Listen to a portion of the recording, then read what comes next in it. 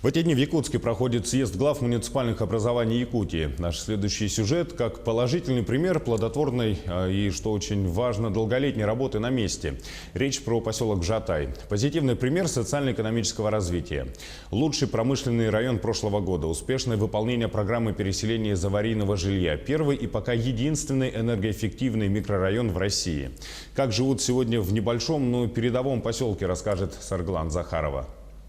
Здесь свет не уходит, подача воды без сбоев, а платежки по коммуналке ниже почти в 2 раза, чем у соседей. Это не вымысел, а реалии жителей энергоэффективного района в поселке Жатай. В этих домах реализован комплекс технологических решений, направленных на снижение энергопотребления. В частности, имеется собственная крышная котельная, приточно-вентиляционная вентиляция с рекуперацией воздуха, приготовление горячей воды с использованием солнечных коллекторов и резервное электроснабжение технологического оборудования с использованием фотоэлектрических панелей.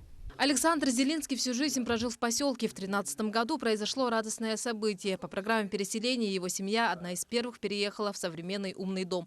Новое, неизведанное сперва вызвало сомнения, признается мужчина. Но уже в первую же зиму от них не осталось ни следа. Очень была зима холодная, ну а тут вообще прекрасно, вот честно говорю, прекрасно. Нам очень понравилось. Но если брать со старым домом, я, наверное, за отопление плачу на 40% где-то дешевле, потому что тут стоит своя котельная. И даже в день блэкаута 2017 года, когда произошла крупная авария на Якутской ГРЭС и большая часть республики погрузилась в тьму, микрорайон остался единственным ярким пятном. Жильцы даже не почувствовали никакого дискомфорта. Весь район был освещен, потому что у нас здесь стоят фотоэлектрические панели, также на освещение дворовой территории. То бишь везде было темно, а квартал он сам освещался.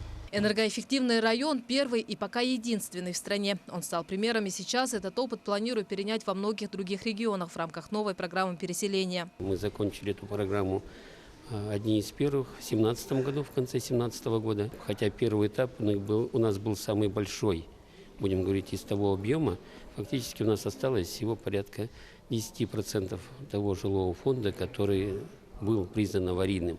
Центральная улица Жатая. Сложно поверить, что еще пару лет тому назад здесь стояли бараки и двухэтажные деревянные ветхие дома, которые помнили становление самого поселка середины прошлого столетия. А совсем скоро на этом пустыре появится новый сквер с фонтаном, со скамейками, и можно быть более чем уверенным, что это станет местом одним из самых излюбленных мест отдыха гостей и жителей городского округа. Инфраструктура развивается, население растет. Население Жатая 10 с лишним тысяч человек. В ближайшее время жителей станет еще больше. К 2021 году в Якутии планируют возобновить судостроительство. У нас получается 2 проекта.